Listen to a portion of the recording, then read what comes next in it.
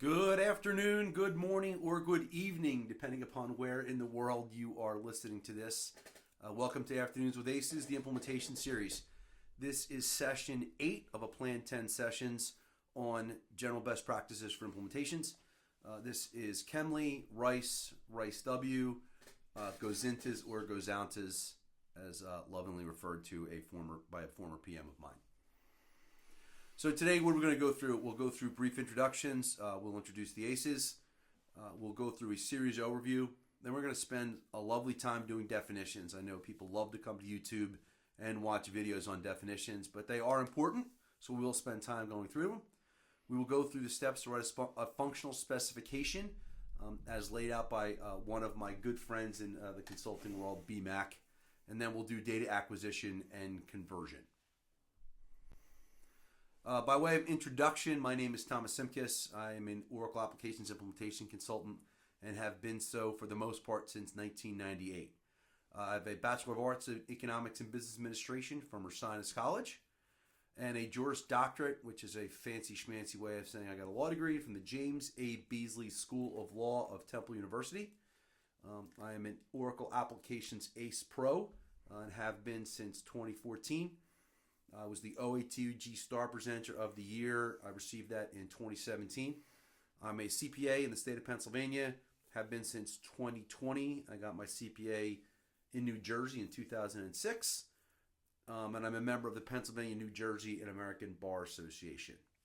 Lee? Hi everyone, my name's Lee Briggs. I've been working with Oracle. I've been an implementation consultant since 2001, so it's just over 25 years. I got my degree in accounting and finance from the University of Leicester in good old England. I got my master's in management studies in the University of Northampton. And I also am an ACE, hence the name of the session we have out here. I got my ACEness in 2013, just a year before Tom. I also was the inaugural OATUG Star Presenter of the Year. The first year they gave that out, that was back in 2014. Okay, so this series we've had, the implementation series, the entire series is up on YouTube. We're focusing on implementations. A lot of sessions we've done are purely on Oracle. This is an implementation regardless of what you're doing. We're focusing on the tips, tricks, the best practices that we've been using between us, for the last 25 years, between us over 50 years. This goes back to, you can apply this to implementations on e-business suite, on cloud or whatever. Again, we've been doing this since e-business suite 10.7 for Tom, release 11 for me, all the way through to current release. So as of right now, as of recording, this is 25D. So as Tom said, I think in the intro, we've got 10 sessions out here. So the sessions we've gone through, we've talked through really looking to define in your implementation what defines success. How do you know you will have a successful implementation and how you're going to measure it? The process of driving requirements, one of the functions we like to use is to go through reports and start at the reports. What do you need out of the system to kind of define what the system needs to look like? We talked through getting those requirements and turn them into test cases. That was a very good session. We've had a lot of views on that one. One of the really popular ones was conversion mapping validation. That one, folks seem to love that one, so we're going to look at maybe doing some more similar ones to that. The ones that appeals to a very limited audience is getting the accounting right. For some reason, people aren't fascinated that debits and credits have to add up to the same amount. I don't know why that's not an amazing topic, but that was one of our topics. We talked through the process playback. That's kind of the up-and-coming term, it seems, for the conference room pilot. So, how do you ensure you get a successful process playback or conference room pilot? The last session we had, which came out in mid-February, is around testing. How you test, what you test, why you test, going through that process, identifying what you're going to do, identifying your entire process. As Tom said, this session is around CEMLI, so CEMLI's, RICE, RICEW, whatever you're going to call it, or the GOZINTAS and GOZOUTAS, again, as a former colleague used to call them. What this session is, and then we've got two more coming up. One on change management, so stealing the phrase of who moved my cheese. And then finally, lather, rinse, and how do you repeat this? You've done it once, how do you ensure the next project is just as successful, or perhaps even more so? I actually have to comment on that, Lee, because I did write a blog post on this, and we were going through and looking at our metrics at our incredibly, insanely popular series, but the least popular videos are the most important ones, and the accounting one, nobody wants to watch it. And as we said in that video and in a couple other blog posts, that's the one that everybody gets wrong. Every time we go in to do a rescue project, and we do a lot of them, the accounting is just absolutely a disaster. Whether it's payroll or whether it's on projects, the folks that just flip these switches just do not seem to understand that it is an ERP system. So if you're watching this, I appreciate it, but please, take an hour, go back and watch that accounting one if you want to try to be an Oracle implementations consultant or any kind of ERP systems consultant. These systems generate transactions, and those transactions have meaning. Mm-hmm. The important one there is knowing the clearing accounts. Clearing accounts, Oracle loves them.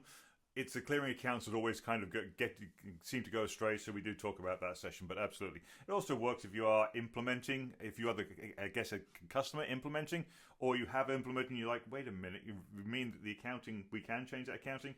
Hit us up if you're having that issue. We'll be certainly happy to see what we can do to help you out.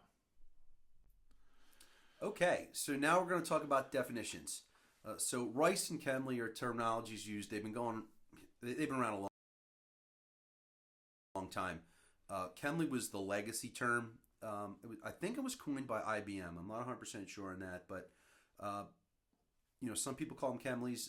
It stands for conversion or configuration, extension, modification, localization, or integration. The next term that's pretty popular, and this one was actually around before CEMLI, at least it's the one that I had heard of when I started doing ERP all the way back in '98, which was RICE or RICEW. RICE stands for workflows, reports, interfaces, conversion, or extensions. So, whether you're doing Oracle, or whether you're doing Workday, God forbid, or NetSuite or anything else, these things all exist. And acronyms are fine to help people remember them, but they are important. And when you're doing bids, it really is super important so you know what is in your scope and what you're responsible for doing. So what do these all lead to, or what should they lead to? And I'm going to hit this one hard too, because I'm working with a company now that does not just do Oracle. For the first time in my career, they do other things, and I'm getting an interesting amount of pushback from some of the other resources about the need for functional specifications. And I stand on this one pretty hard. If you're doing any kind of extension, something that is not standard to the application, you have to write a functional specification. Anytime that I've ever been nice, which as Lee would tell you is not very often, but anytime I've ever been nice to a customer and said, oh, we'll just start doing something without the spec signed off or without the spec created, it has never not been a mistake. I always wind up doing rework, or I wind up doing something incorrectly, or I wind up doing something I don't get credit for it. The functional spec serves as a blueprint for the developers. It serves as a map for your testers, and it serves as validation for your stakeholders. It is super important. It is critical that you have one to understand what you are doing, why you are doing it, and how it should be done. This will also this functional specification will also help you when you get, even as an end user, you get hey, can you just throw a dashboard together to show this? Okay, show this makes all the sense in the world, but I will guarantee you will do that and the person will be like, that's really good. Can we add something else to it, which is going to involve you tearing it all apart and starting from scratch because they want to pull from the purchase order, or purchase order when everything was around invoices? All the time, just put it in Excel. Show me what you want to do, because that will give me the best way of even starting it. Thank you. And then lastly, the technical specification. This is probably the least important thing, and I say that lovingly because all my technical brethren will probably be sniggering out there, but nonetheless, I typically don't do them really until the end of the project. It really serves as a blueprint or map for how you built what you built. That stuff does not generally belong in the functional specification. I tend to sometimes put it in there, and it always gets me into trouble.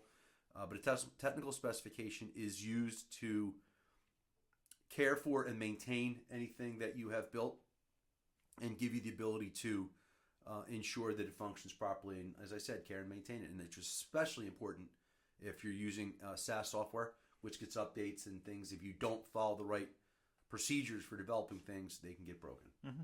It also comes back to if you do on-premise stuff, and again, on-premise is becoming rarer and rarer. You actually physically have to have, how am I going to install this?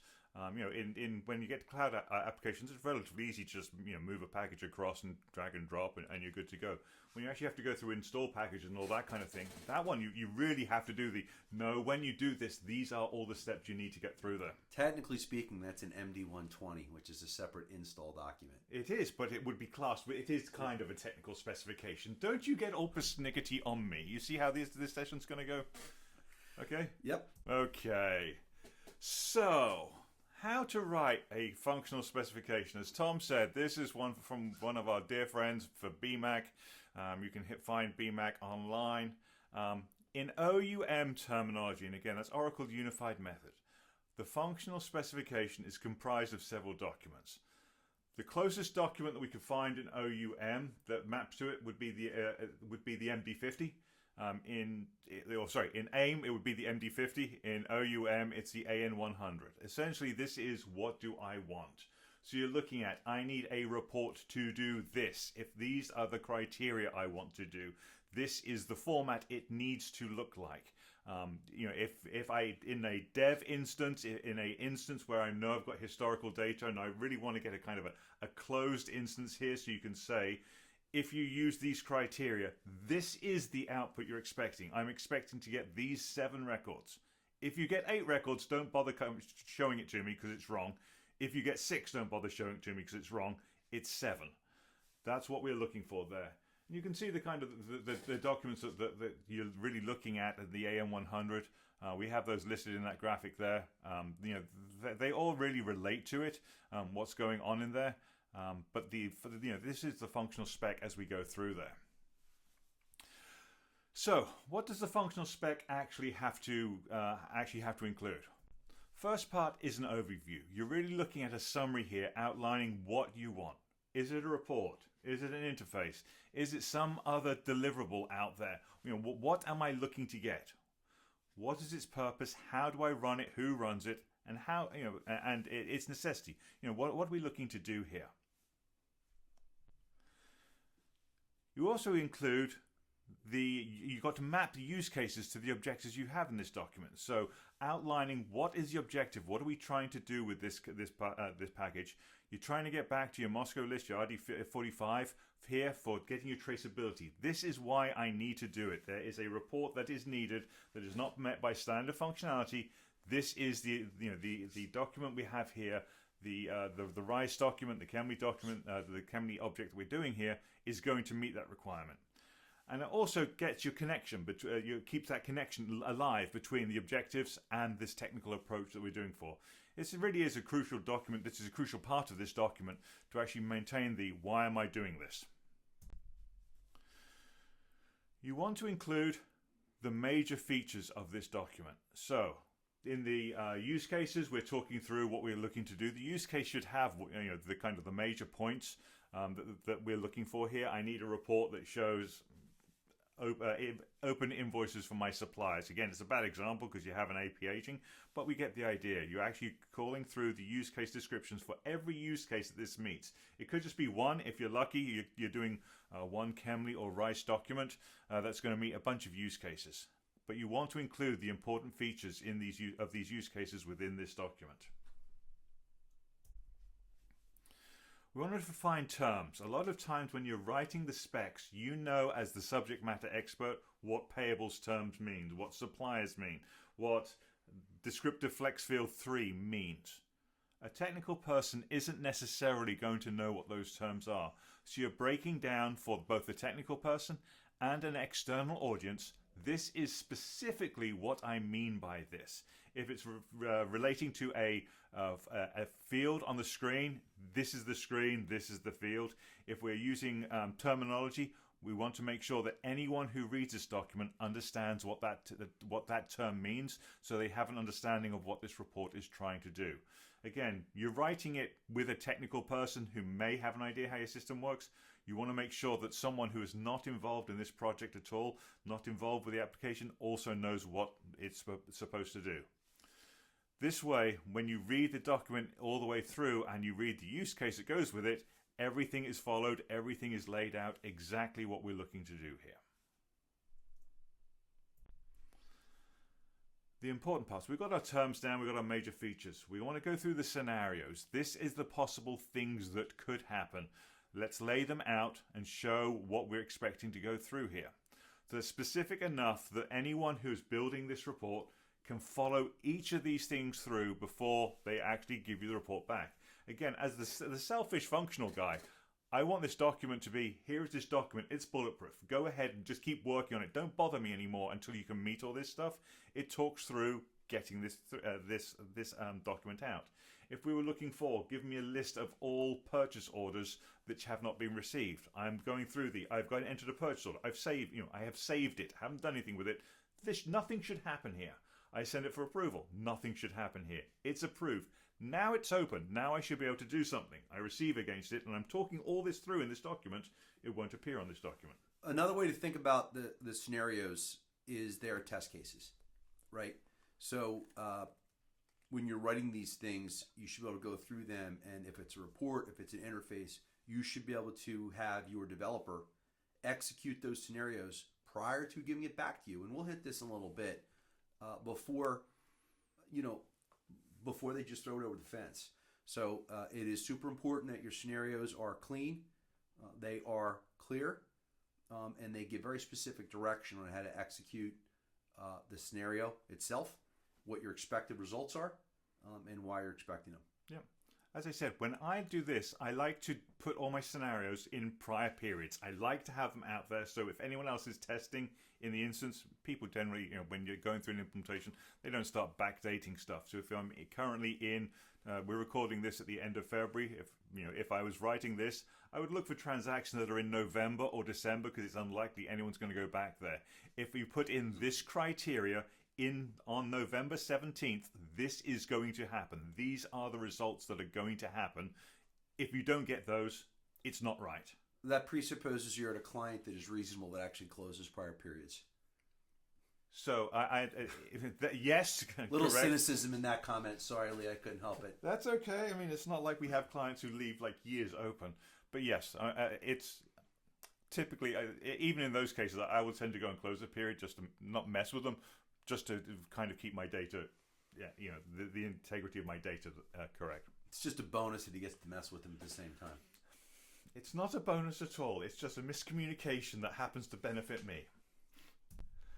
Okay, we're going to look at business rules. So what we're looking to do here is just define and describe every business rule that relates to this. Document has to be open.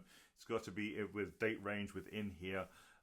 You need to consolidate all that stuff in here. And again, you've got to be crystal clear with all this stuff. Business rules generally relate to criteria, the search criteria that you have. If you're writing reports, it's relating to that. If I'm doing extracts, it's related to that. So you're looking to be as specific as you can so it doesn't involve a ton of rework for, yeah, that's absolutely great. You've pulled back every purchase order. I only wanted the open ones. You want to document that as we go through. As I kind of mentioned at the beginning of this section, when we were talking through like OTBI reports, you throw something together, you want to get all those criteria down so you know where you need to start pulling stuff. If you have to start doing unions between two different subject areas, that's why you want to document all this stuff for the business rules, what has to be able to happen here. Finally, you've got to have your assumptions in here. So, you're looking to summarize every assumption you're making with this. Yes, I'm looking at enterprise level stuff rather than business unit stuff. Your assumption is that if you have the security to get here, that you can run it. If you don't have the security to get there, you don't have it. But you're literally putting in every possible assumption you can make for this that has happened in this instance already. So the general thoughts we have when we start looking at this, I really tried to break this into two areas, reports and interfaces. If I'm in reports, and I get this as an implementer all the time, I want a report that shows this, this, this, and this. Great. Thank you very much for that. I'm on board with it. Do you have an example of this in Word? Maybe your existing system has this already. Can you get it to me in Word? Can you kind of start highlighting where I'm looking for on this? If you can do it in Word, or you can do it in Excel, if you're just dumping to Excel, we can do it. But have your client, if you're the implementer, have your client play around with this in Word. It saves you a couple of things. If they give you a report and it's all Times New Roman, they're getting it in Times New Roman because their specs said it's Times New Roman. If they've got colors in there, and it has to be the colors. Scarily enough, I had one client, this is going back 20 years, 15 years maybe. We spent 6 weeks getting the right blue, and that had to be cleared by legal and marketing on everything on a document. You have to kind of go through that, but it helps when your client draws it out. Whoever's looking at this report draws it out. That's what you're getting back through there. What's these fields? What fields are we looking for? Where they go? Again, if you've drawn it out, put it in Word. That's what I'm going to map to. If any of you have worked with the banks at all to try and get checks, and again, this we say reports here. It's documents that are going out, so a check would class as a report. If any of you have worked with checks, you know that Mica line, if you're printing it, the magnetic ink, it has to be in exactly the right place. There are actually specs for it. You actually get special rulers to make sure that it actually starts on the right-hand side of the page. It has to start here and go across. You need to have that stuff nailed down. Now, working with a bank, they'll tell you that the characters have to start 22 characters from the right-hand side. It's still going to fail because banks are banks and they're going to make it fail. But you at least they're giving you the documentation where we go there. How do I run this? What am I looking to do? Do I put parameters in there? Do I need to schedule this? Is it a schedule process, OTBI? How do I run it? And what should the overall experience look like? A couple things on that, Lee. So it's less important with an interface, but it's certainly important that you draw it out and you make sure you have your results clear. So I'll start with the interface because I do think it's somewhat more nebulous. But if you're doing an import of transactional data, you should be able to verify that that the data went in, whether you run a standard report or some manner gets to we'll hit this when we do conversions, but completeness and accuracy.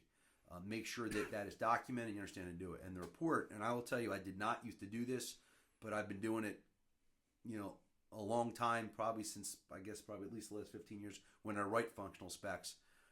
I do them when I do a report. I build it in Excel. I 100% do. I'm not telling you have to do this, but I recommend it. I will pull the data from the system that I know the client wants, and if it means I got to pull it from multiple places, I will do that, and I will mock it up field by field. What do you want here? How should it go? And that goes to your parameters and your prompts, and it takes a little bit of time to do, but if you do a good job of it, when you're building the report, your developers build the report, you get a much cleaner report. And you get a much faster output. So I actually will do, VLOOKUPs and dependencies and all those things to make sure that if I change one thing, it's like I'm changing the report. And it's a lot of work to do it, but you do get a lot of value from it. Yeah. In the kind of construction world, this kind of, I guess, equates to measure it twice and cut it once. That's what we're looking to do here. Okay, so that was the report stuff. On the interface, it's inbound or outbound. Inbound, you're typically given, these are all the fields I need, right? So if you're looking at a file-based data load, which is what you use, I try to aim for if I can, what are all the fields out there? Which ones do I need? Which ones does Oracle need? Which ones do I, as the client, need to go out there? And for each of those fields, what's either the value from the source of the legacy system? What are we going to hard code out there? What do we need to do lookups for? We want to map all that stuff out. Again, the interface one, as I said, is a little easier because you know all the fields out there that at least is coming from, and what are we using to pull in there. Your mapping, where's it coming from? So what is the specific field in your legacy instance? What happens if this fails? That one is a tricky one, right? So if it's coming into, if you're using an FBDI, if it fails, maybe maybe it all fails, maybe some of it fails. If you're bringing journals in, it's all going to fail because you can't have an unbalanced journal entry. Or do you say if there's a problem with an account, if I'm doing a lookup, use this value, at least I'm going to have a suspense account that I use out there, and cringe at saying that. At least post it here and figure it out later. What are we going to do? Do I need to tell someone? Do I need to tell a ton of people what's going to happen there? And how do I fix it? So again, if it's inbound is the easy one, I typically have a manage the interface table, let me go and fix it. Accounts receivable didn't used to let you do that for auto invoice. There's some profile options you can actually set to allow you to go and see that and modify it. If it's from a legacy system, if it's from Oracle, generally you can't touch it, but you're allowed to do that kind of thing. That one is tricky when you're doing outbound stuff because you, as an implementer, typically don't know the system you're sending it to. So that one is if it fails, these are the steps to do. That's the end of your document because you're there as typically as an Oracle expert. You're not there as a legacy system expert. All right, Tom, do you want to go through data conversion, data acquisition? Absolutely. So this is the C piece of the CEMLI or the RICE document. So the objective data acquisition conversion is to create components necessary to extract, transform, and load the legacy data. Okay? So there's, generally speaking, two components to data conversion. There's master data. That is the data upon which everything else is built. We like to say, suppliers, customers, employees, items, those are master data. You need those in order to import transactions. Master data, it's the state. It's what your system is built on, right? So it's really super important that you take care of it. And there's steps. We'll kind of talk through these to want to make sure when you're cleaning things up, but you want to bring that stuff in clean. I've heard a lot of people go back and forth, and it's like, oh, just bring it in as is, and then clean it up when you get it into Oracle or your system of record. And I am very against that. I have always found in all the years I've been doing this, if you bring it in dirty, you just never get back to cleaning it up, and you're just stuck with dirty data again. The next type here is the document data. It's also called transactional data. You want to make sure it's the kind of data that you're going to be acting upon in the system. So if a supplier record is master data, then an invoice would be transactional data. We also have examples here of inventory transactions, ins and outs. The thing about transactional data, it doesn't always map as cleanly into a new system as master data. Generally speaking, a supplier is a supplier and a customer is a customer. Oracle, the party relationships, they do have some different levels, but for the most part, it's a pretty clean map. But when you're bringing in inventory transactions, whether it's a miscellaneous issue or a receipt or a movement from WIP, whatever it happens to be, or a work order, those aren't always as clean just because of the structure of Oracle. So it really does behoove you to make sure you have a good, clean mapping and understanding about what you're bringing in, why, and how. It may not be one-to-one, and what I mean by that is, I'll use an AR example. When I always say I'm going to bring AR transactions in, I always say that I will bring transactions in such that the aging balances. So from a legacy system, if you have $1 million in AR, that does not necessarily mean you have $1 million in AR invoices. You could have $1.5 million in AR invoices, and then you could have $300,000 in credit memos, and then another $200,000 in unapplied or on-account cash, whatever it happens to be. Those things matter. So you really have to decide what you're bringing in and how you're bringing in, and it does take care, and it also takes a lot of patience and a lot of testing. All right, so data mapping. You want to map fields to fields. I know that this sounds logical and it's pretty straightforward, and it really is, but the number of folks that want to shortcut it, I see it quite a bit, and I've done it myself. So I'm a pot, and I'm calling a kettle black. I'm in a glass house throwing stones. What other examples can I use? But nonetheless, you do have to do it. Map the fields. I start on the front end of the legacy application. That's just where I do it. I try not to crawl in the back end, even if it's in my scope to do so. That's not what I want to be doing. I usually have technical people for that.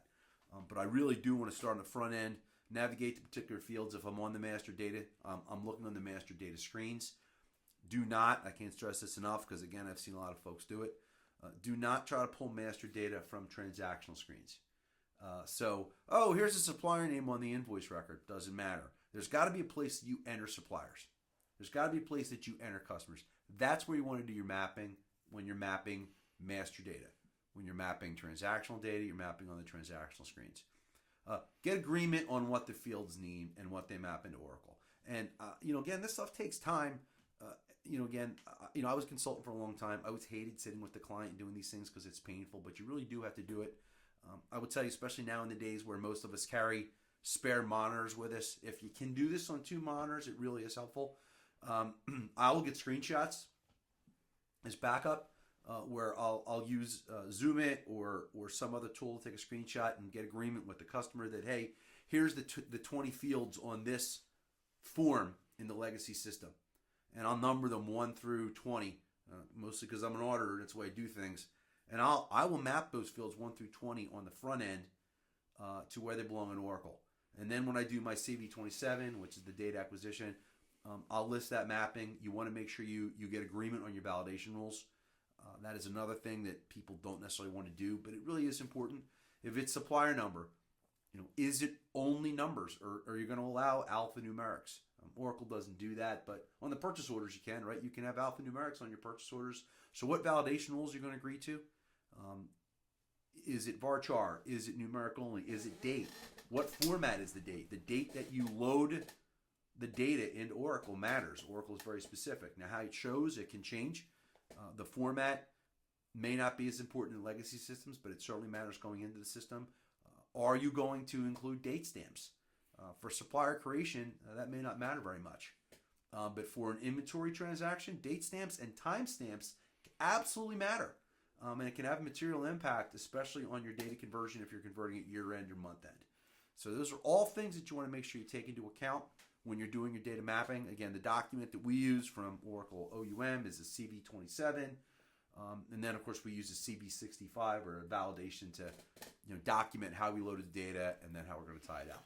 So the other thing that we're kind of mentioning here, but kind of not, we're talking about a legacy application. What happens when you have two? I did an implementation 10 years ago, 8 years ago maybe, where a company had just acquired another company. They were both going into the same Oracle application, but they both had different systems, right? So they both have different purchasing systems, payable systems, whatever. All this stuff works great until you start having duplicates. So the example we go on to a later stage, AT&T is going to exist 1,000 times in one system. When you have two systems, what wins out? AT&T has to get down to AT ampersand T. That's what we're going with. That's what AT&T is. Now I've got to make sure in both systems it's AT&T. Do you do that separately in both systems, fat finger it? Do you bring all your data from both sources into one table so you can then start saying, okay, now I agree from this one table, I'm getting in one part, let me start going and doing all my data cleaning up there. So it's something, the more and more complex this is, the more and more complex this is. And that sounds so stupid, but you've got to look at that. You can't just say, I'm looking at system one. It's, okay, I've got two different purchasing systems. I've got to look at both of them at the same time. And I'll actually hammer that one because I know the project you're talking about, and I remember the nightmare that it was. I think that's a situation where we actually wound up bringing in the duplicates as duplicates, and then we used the merge function in Oracle to merge them, so we had a clean audit trail. So depending upon the system, it gets tricky, right? You go into accounts payable, you've got a duplicate TIN number. I can't do that. I have to have cleaned that up already. So, accounts receivable, not so bad. You can have John Smith in there 17 times. It's John Smith 17 times. But, being aware of the limitations or the restraints that the system imposes upon you is something you've got to have in place. You've got to know about as you go in there. 100%. Okay. So where possible, clean is our approach has always been cleanse data in the legacy system. That is your system of record. If any auditors come along, they're going to look at that legacy system to get the system right there. Typical ones that come across: payment terms. Payment terms can get painful really quickly. Is it N10? Is it net 10? Is it net 30? Is it 30 net? Whatever it is, now's your time to kind of, okay, let's get everything looking the same way. At least try to start with a clean system. If you have any duplicates, let's get rid of them. Let's merge them. If Bob Jones is the same Bob Jones and he's been at different companies, but it's still Bob Jones, it's Bob Jones. Let's get him in there once. If we have old records in the system, old suppliers we're never going to do business with, end date them. If I haven't done anything with them, then end date them. It also makes your life a lot easier when you're doing implementations. If you say, I'm bringing across active suppliers, how do you know it's active? Well, a great way of identifying active suppliers is deactivate all the old ones. You can certainly start doing tricks with them. Okay, let me look at invoices. If I haven't received invoice or purchase orders in the last 3 years, it's not active. But the real easy way of identifying as active is make it inactive. The other one I have out there, and this is one you struggle with all the time. If you have old transactions out there, can you close them out? I'm going to ignore the federal world right now. If I'm in the corporate world, if I've got a purchase order where I ordered 1 million widgets and I've received 999,999, so I'm accruing for one, or I've got one open, am I ever going to get that one? Probably not. Close it out. If it's closed, it's in your system of record, you're closed. If you're accruing on receipt, if you have received it, you've never been billed for it. If you're accruing on receipt, maybe you have it out there. Start closing all that stuff out to make your life as easy as possible, both in your legacy system. Your folks will love you in there as you're going through this implementation, but certainly in your new system, you'll have cleaned it out. So I will, without naming them by name, but ERP implementations really involve making some hard decisions. And you really have got to, I'm going to say force because it's not the right thing to do, persuade people to make hard decisions. And if you have a PO open for 20 years, and I have had clients do it, if you're still receiving against that PO, and I've had clients that were still receiving against them, then you need to bring it over. I don't debate that.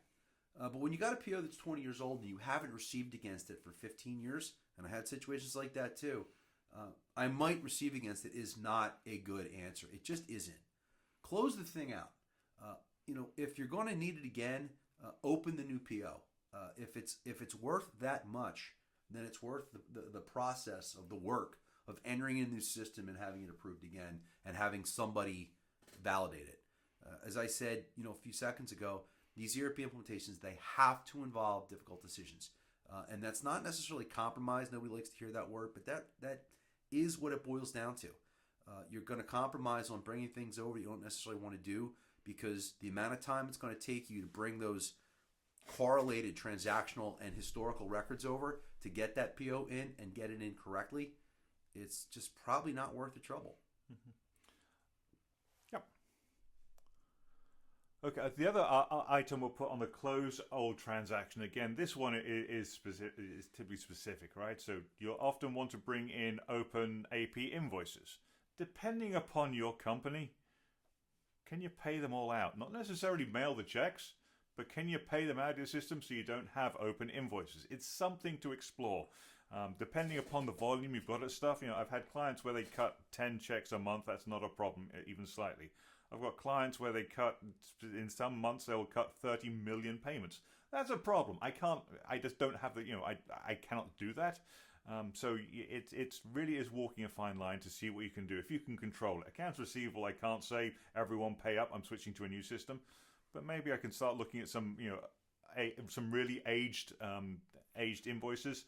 If we've got unpaid invoices out there, maybe I can look at those ones. I will make one comment on this, something that I have actually changed my mind on in the last couple of years, and I vacillated on this quite a bit, but when we bid these projects, we typically only want to bring in open AP. My old rule of thumb was if you're not going to transact on it, you shouldn't bring it in, and I still feel that way. But when you're in a high volume AP invoice environment, I can absolutely see bringing in closed invoices, at least for the last 6 months, if for no other reason. It's a good way to prevent duplicate invoicing. Mm-hmm. And if you don't have good internal controls, and a lot of smaller to mid-sized companies do not, the best internal control you have to prevent duplicate invoicing is to enter the old invoice and bring it in as paid so that Oracle can at least flag it for you. Mm-hmm. So it's certainly worth the conversation having. And if your SI, and again, I'm one of those folks that don't want to do it because it's a lot of effort, it might be something you want to think about how you can do it after the fact. There's a lot of different ways you can. Okay, Tom, let's talk about some data quality then. Data quality, all right. We've hit these terms a few times. We certainly hit it in the accounting one, but completeness and accuracy, those are the two core tenets of any data conversion, right? So do you have all of the data that you're supposed to have? And that goes to both sides. Completeness on the system of record, meaning where you're pulling it from. You're supposed to have $1 million in transactions and 1,000 invoices. Did you pull them? Did you load 1,000 invoices at $1 million? Consistency, and we're going to get to this, I think, on the next slide. But can you pull the records the same way repeatably, and get the same data and get it in a way that is repeatable? Conformity. Does the data conform? Not only does it conform to, most importantly, how you're going to load it, but how you're going to transact on it. And I will tell you that is a test that I cannot stress enough. That it's bitten me many times because I wasn't as good about doing it. But the way that a imported transaction behaves is not always the same as the way that an entered transaction behaves. It should be. I will say it's better since there's more APIs now and you're not always using interface tables. But whatever way you get the data in, you have to make sure you transact on it and it behaves the way that you would expect. Yep. Especially from an accounting standpoint. Again, it goes back to, do you generate the accounting the same way? So conformity is super important. Accuracy, is it right? Did you get the right counts? Did you get the right values? Integrity, that means a lot of different things. It means integrity across the systems, integrity within the system, meaning within Oracle. A good example of integrity is if you're bringing in payables invoices with project data. God, I've had this a million times. When you bring in that project data, it wants to go, Oracle wants to send it over to projects. I've never found a great way to stop it from going, although I wish that I could. But when you do that, you bring those invoices in, you got to send it over to projects, you got to make sure you reverse it. There's a lot of things in Oracle. Oracle's great. That's what we do. We're talking most about Oracle. It is a integrated system, and there are downstream effects. Make sure you're taking those into account. When you bring purchase orders in, if you're going to bring the whole PO in and it's been partially received, you have to bring the receipts in. You have to make sure there's integrity between the receipts that you bring in and it ties to the invoice, and it doesn't change your balances in inventory. And then timeliness. Depending upon when you're going live, if you've got a lot of data, a lot is a relative term, but I've had clients again that had us bring in 20 years of history. You're not getting that converted over a weekend. And bear in mind, there's 84,000 seconds in a day, right? If you're bringing in millions of customers, and that's very reasonable for some of my large customers. It's happened. 84 seconds in a day. If you're bringing in millions of customers, it's going to take you a couple days to bring all of those customers in. That's assuming you're loading a record a second, and that's pretty good performance, to be honest with you. So you have to understand and make sure it's in your cutover as part of your data quality. How are you going to stagger these things and bring them in? And your technical team should be able to do that. And there's ways you can do it. The best way is you'll have a single extract script, and then you can have a delta script, whether that gets in new records or updates. But that has got to be part of your plan. Take it into account, and make sure it's part of your cutover. And the important part you look at there is you've got, we wanted to make sure it was a repeatable process. You cannot load all this stuff once into dev or test, and I'll fix it when it's live kind of thing. You've got to know when you're going through your UAT or SIT, you're going through this. When I load all my customers, it is going to take 8 hours. If it takes 8.5 hours, probably not a problem. If it takes 16 hours, I've got a problem somewhere. If it takes an hour when you do it in prod, there is a problem somewhere. You've got to know everything about this one. The other part you start going through here is, what can I load before I actually go live? The examples I'll always use, general ledger balances. If I'm bringing over 5 years of history, load 4 years. Once you can agree that the 4 years is correct, it's definitely correct. We've reconciled it. It's correct. All my reports are out. Okay, load that up into prod. Now I only have to worry about 1 year. Fixed assets. You're not going to load fixed assets probably until you're live in the system, because you've got to have closed out the prior year, the prior period, or whatever. Those ones are going to be late. Okay, that one's not a problem. So you can kind of stagger, get it out there. But so whatever you can load, and this goes to Tom's point. If I've got suppliers and customers, okay, get me everything that was created and loaded for the beginning of up through the beginning of last month. Let me get those in the system. People aren't going to be in the system when I'm doing that. Okay, let me get the delta script of all the things that have changed. The creations since then. Great, I can load that when we are cutting over. Last thing on this one, then we'll move on, is if you're loading closed transactions, load the closed transactions. If the periods are closed, the data shouldn't change, right? You shouldn't be going back and opening those periods. If you're loading closed orders, load the closed orders. You can do a cutoff date of 3 months prior to go live, pull it, load it into UAT, get it to foot. As soon as it ties, get it into prod. The longer you can The longer before you go live you can get that stuff in there, the better off you're going to be. It gives you less stress over cutover weekend, and it gives you more comfort in the data. I think the term you're looking for is you want as much runway as you can get. That's exactly right. There we go. Brilliant. There we go. Okay. Repeatable and reproducible. They are not the same thing. I did this diagram. I'm not proud of it, so I apologize, but this was the best I could do. So repeatable. You rerun the code and you get different results. So that's, a problem. If the code is producing different results, you got a problem with the code. Or you're running it and people are entering transactions. You have to get to the root cause of it. Is it reproducible? You get the same results using different code. Well, that's a problem as well, right? So, there's a lot of different ways you can get it, but the code's got to be consistent. So where you have your where clause, your from clause, your inner joins, your outer joins, those things matter. Where do you want to be? You want to be in the middle, right? This is the Goldilocks principle. You want to be able to rerun it and get the same results over and over and over again. And you should be able to change variables, meaning open the period, not enter transactions. Close the period, not enter transactions. And get the same results. It really is important and it's consistent. It's good in your documentation, and your auditors are going to love it, that you've got repeatable and reproducible results with the same data sets. Okay, so we've said we've got repeatable and reproducible reports. How can we guarantee that we've got the same data? I always go back to standard reports out of whatever system the data is coming from and whatever data it's coming into. Let's take accounts payable or accounts receivable. I've extracted, to Tom's numbers, I always extract 1,000 records for $1 million. I should be able to get, based on that, if they're open transactions, run an aging report. Does my aging report tie to 1,000 records for $1 million? At the legacy system, yes. In my current system, yes. Okay, it's a standard report.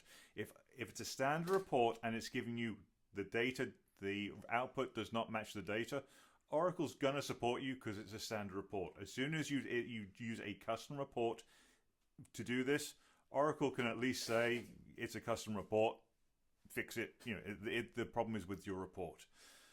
So you're looking, by using those standard reports, it's something that you use during every month close out of the legacy system, then your records should be correct there. To Tom's point earlier, it may not agree to the GL, and you start looking at that in the implementation. Maybe you're doing manual journal entries to accounts payable or accounts receivable. My stance on that is generally create a different account in the same area so it still rolls up to accounts payable, that you use all those balances, but essentially you can reclass some of those differences out and make these these control accounts true control accounts. So you can't post to them. That way you're going to force this to reconcile going forward. But at this point, it'll force you to reconcile as well. You're also looking to agree on procedures so you can check data. When we start going through this, you start looking at, do I expect you to go through 1,000 invoices for $1 million and check every one of them? No. But you should be able to go through some statistical amount of them and agree on how you're going to pull this off. Typically during an implementation, if I'm loading 1,000, let me try and pull back 30 of them. Let me pull back 5 at the beginning, 10 at the beginning, 10 at the end, 10 scattered through the middle, and go through field by field and checking all those. If I've checked 30 of them out of 1,000, that's a pretty statistically significant thing. If every field is correct, you're probably in good shape. If you're only bringing across 10, check them all. But that is generally what we're looking for there for completeness and accuracy. Okay, we going through this. We talked through CEMLI, RICE, RICEW. We didn't mention gazintas and gazouters. That was our project manager who couldn't get behind the idea of interfaces. So it was the data goes into the system or the data goes out of the system. That's where that comes from. But we have covered definitions. We've acquired how to write the functional spec. We've gone through the data acquisition and conversion. We've gone through data mapping field by field. These are the screenshots. These are the fields we're talking about. This is what they're called in the legacy system. We've then talked about having repeatable and reproducible data. Tom's point, I think, essentially was Boyle from Brooklyn Nine-Nine. Stay in the middle. It's the safe place to be. And we talked through completeness and accuracy. How can we check that this data is complete? How is it accurate? We're looking at using standard reports everywhere. We are looking at doing spot checks for a statistically significant portion of the data. Tom, anything else you want to talk about on this one? No, I think we beat this one into glue. We're in pretty good shape. So would you like to know more?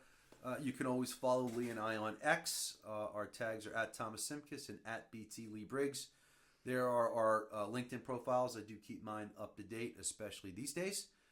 And Lee does his as well. And then, of course, there is our lovely Afternoons with Aces YouTube channel. Please do give us a like and follow us and subscribe and all those things. It does help. We do not have a tremendous amount of followers, but it is. We have a great growing. number of followers. It is the best in the world. Huge. We will be doing another one of these. So this is number 8. We've got 9 and 10 coming later this year. See you guys on the other side. Have a great day. See ya.